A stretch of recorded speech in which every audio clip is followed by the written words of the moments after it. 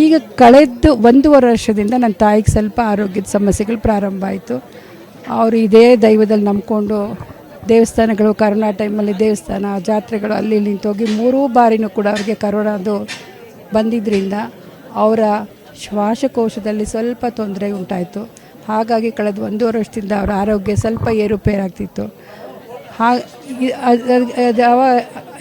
ಈ ಒಂದು 1.5 ವರ್ಷದಿಂದ ಏನಾಯಿತು, ನನ್ನ ತಾಯಿ ಒಂದು ಸತಿ ಅವರು ಸ್ವಲ್ಪ ಅವರ ಆರೋಗ್ಯದ ಒಂದಿನ ಸ್ವಲ್ಪ ಮಾನಸಿಕವಾಗಿ ಅವರು ಕೂಡ ಕುಗ್ಗಿ ಹೋಗ್ತಾಯಿದ್ರು. ನನ್ನ ತಂದೆ ಆದರೆ ನನ್ನ ತಾಯಿಗೆ ಧೈರ್ಯ ತುಂಬ್ತಾಯಿದ್ರು. ಅವರು ಒಂದು ಸತಿ ಊಟ ಮಾಡೋಕ್ಕೆ ಹಠ ಮಾಡ್ತಾಯಿದ್ರು. ಆಗ ನನ್ನ ತಂದೆ ಹೋಗಿ ಅವರೇ ಊಟ ಮಾಡಿಸೋರು. ನಮ್ಮ ತಂದೆ ಹೋದ ತಕ್ಷಣ ಅವ್ರಿಗೆ ಯಾವತ್ತೂ ಇಲ್ಲ ಅಂತ ಅವ್ರು ಹೇಳ್ತಿರ್ಲಿಲ್ಲ. ತನ್ನ ಹಸಿವಿಲ್ಲದೆ ಇದ್ದರೂ ಕೂಡ ಅಯ್ಯೋ ಅವ್ರು ಬೇಜಾರು ಮಾಡ್ಕೊಂಡ್ಬಿಡ್ತಾರೆ ಅಂದ್ಬಿಟ್ಟು ಊಟ ಮಾಡಿಬಿಡುವರು.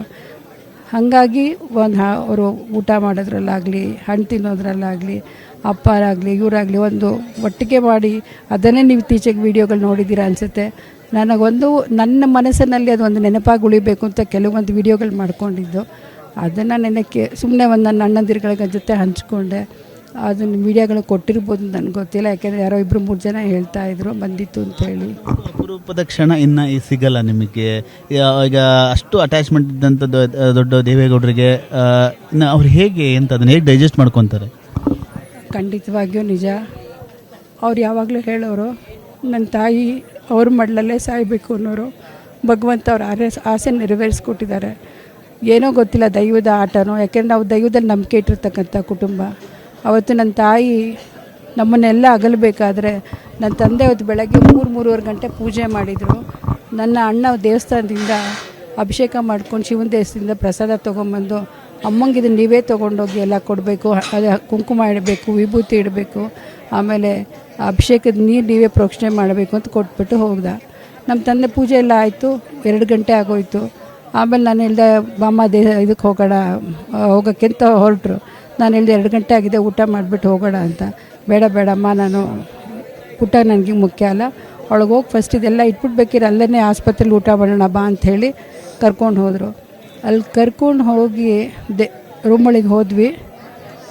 ಅಲ್ಲಿ ಡಾಕ್ಟ್ರು ತೋರಿಸ್ತಿದ್ರು ನನ್ನ ತಂದೆಗೆ, ಯಾಕೆಂದರೆ ಒಂದು 30-35% ಅವ್ರ ಆರೋಗ್ಯ ಇಂಪ್ರೂವ್ಮೆಂಟ್ ಆಗಿತ್ತು ಅಂತ ಹೇಳಿದ್ರು. ನೋಡಿ ಎಲ್ಲ ಪ್ಯಾರಾಮೀಟರ್ಸ್ ನಾರ್ಮಲ್ ಇದೆ, ಅವರು 35% ಚೇತರಿಕೆ ಕಂಡಿದೆ ಅವ್ರಿಗೆ ಅಂತ ಹೇಳಿದ್ರು. ನಮಗೂ ಒಂದು ಮನಸ್ಸಲ್ಲಿ ಅಯ್ಯೋ ಇನ್ನೂ ಇಂಪ್ರೂವ್ ಆಗ್ಬೋದು ಸಾಯಂಕಾಲ ಇನ್ನೂ ಅನ್ನೋ ಭಾವನೆಯಲ್ಲಿ ಇದ್ವಿ. ನನ್ನ ತಂದೆ ಹೋಗಿ ನನ್ನ ತಾಯಿಗೆ ಅರಿಶಿನ ಕುಂಕುಮ ಎಲ್ಲ ಇಟ್ಟುಬಿಟ್ಟು ಹೂವು ಮೂಡಿಸಿ ಆ ನೀರನ್ನು ತೆಗೆದು ಅವ್ರ ಹಣೆ ಮೇಲೆ 3 ಸತಿ ಪ್ರೋಕ್ಷಣೆ ಮಾಡಿ ನನ್ನ ತಾಯಿ ಕೈ ಇಟ್ಕೊಂಡು ಅವ್ರು ಹೇಳಿದ್ರು. ಆಮೇಲೆ ನಾನು ಶಿವನ ಧ್ಯಾನ ಮಾಡ್ತಿದ್ದೆ. ಅವಳು 2 ಮಿನಿಟ್ಸ್ ಆಗಿತ್ತು. ನನಗದು ಒಂದು ರೀತಿ ನೆನೆಸ್ಕೊಂಡ್ರೆ ಆ ಗಳಿಗೆನ ಒಂಥರ ಆಘಾತ ಅನಿಸುತ್ತೆ. ಯಾಕೆಂದರೆ ವಿತಿನ್ 2 ಮಿನಿಟ್ಸಲ್ಲಿ ಆಲ್ ಪ್ಯಾರಾಮೀಟರ್ಸ್ ಒಂದೇ ಸತಿ ಲೈನ್ ಬಂದುಬಿಡ್ತು. 2 ನಿಮಿಷ. ಅದು ನನ್ನ ತಾಯಿ ನನ್ನ ತಂದೆಯ ಒಂದು ಪರ್ಮಿಷನ್ಗೆ ಕಾಯ್ತಿದ್ರು ಏನೋ ಅಂತ ಅನಿಸುತ್ತೆ. ಯಾಕೆಂದರೆ ಅವ್ರಿಗೆ ಯಾವಾಗಲೂ ದೀರ್ಘ ಸುಮಂಗಲಿ ಆಗಬೇಕು ಅನ್ನೋ ಒಂದು ಅವರ ಪೂಜೆ ಮಾಡ್ತಿದ್ದಿದ್ದೆ ಅದಕ್ಕೆ. ತನ್ನ ಗಂಡನ ಶ್ರೇಯಸ್ಗಾಗಿಯೇ ಅವ್ರು ಪೂಜೆ ಮಾಡ್ತಿದ್ರು. ತಾನು ದೀರ್ಘ ಸುಮಂಗಲಿಯಾಗಿ ಹೋಗಬೇಕು ಅಂತ ಆಸೆ ಪಡ್ತಿದ್ರು.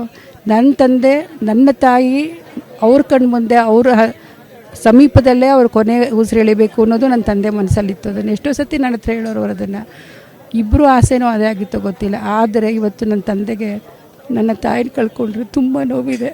ನಂಗೆ ಗೊತ್ತಿಲ್ಲ ಅವರು ಯಾವ ರೀತಿ ತೊಗೋತಾರೆ ಅಂತ. ಏಕೆಂದರೆ ಅವ್ರು ಎಷ್ಟೋ ಬಾರಿ ಹೇಳಿರೋದುಂಟು, ಅವಳು ಹೋದ್ಮೇಲೆ ನನಗೆ ಹೆಚ್ಚು ದಿವಸ ಇರಬೇಕು ಅನ್ನೋ ಒಂದಿದ್ದಿಲ್ಲ ಅಂತ ಹೇಳ್ತಾರೆ. ಹಾಗಾಗಿ ಈಗ ಅದೊಂದು ನನಗೆ ಅವ್ರನ್ನ ಹೇಗೆ ಉಳಿಸ್ಕೋಬೇಕು, ನಾವೆಲ್ಲ ಅಣ್ಣಂದಿರು ನಮ್ಮ ಅಕ್ಕ ನಾವೆಲ್ಲ ಉಳಿಸ್ಕೋಬೇಕು ಅನ್ನೋದೇ ನಮ್ಮ ಕುಟುಂಬದೊಂದು ದೊಡ್ಡ ಇದಾಗಿದೆ. ಭಗವಂತ ನನ್ನ ತಂದೆಗೆ ನಾನು ಕೇಳ್ಕೊಳ್ಳೋದು ಇಷ್ಟೇನೆ, ಆ ಒಂದು ನನ್ನ ತಾಯಿ ಅಗಲಿಕೆನ ಅವರು ಅರಗಿಸ್ಕೊಂಡು ಅಂದರೆ ಅದನ್ನು ಯಾಕೆಂದರೆ ಜೀವನದ ರಾಜಕೀಯದ ಹೋರಾಟದಲ್ಲಿ ಎಷ್ಟೋ ಏಳು ಬೀಳುಗಳನ್ನೆಲ್ಲ ಎದುರಿಸಿದ್ದಾರೆ. ಅದೇ ರೀತಿ ಭಗವಂತ ಅವ್ರಿಗೆ ಶಕ್ತಿ ಕೊಟ್ಟು ನನ್ನ ತಾಯಿ ಇವತ್ತು ದೇವರಲ್ಲಿ ಹೋಗಿದ್ದಾಳೆ ಅನ್ನೋ ನಂಬಿಕೆ, ಅಲ್ಲಿಗೆ ಹೋಗಿದ್ದಾರೆ ಅನ್ನೋ ನಂಬಿಕೆ ನಮಗೆಲ್ಲ ಇದೆ.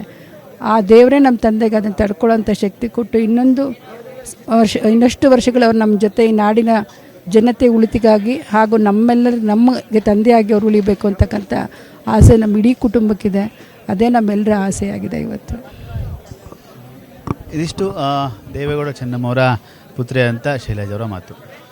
ಕ್ಯಾಮ್ರಾಮನ್ ಮಹೇಶ್ ಜೊತೆ ಸುನಿಲ್, TV9 ಹಾಸನ.